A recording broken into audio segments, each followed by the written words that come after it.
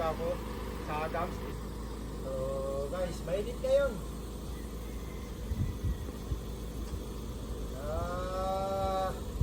Bumabagyo ngayon doon sa San Fernando, sa Lawag, pero dito sa amin, dito sa Adams, wala, ito yung mainit ito.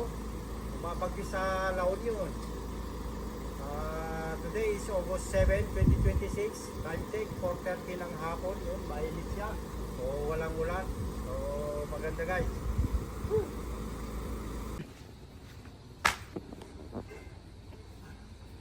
Guys, so nandito ako ngayon guys, dito sa terrace. Yan, so nandito yung magandang views. Pag nandito ka sa terrace, nakikita mo yung mga view na yan, bundok. Ang kabila nun, itong bundok niyan, Bintar.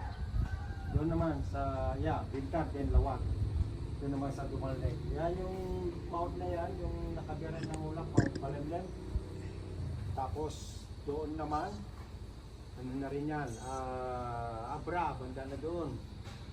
Doon naman sa Payaw, Bulawan Mines. Doon, banda doon.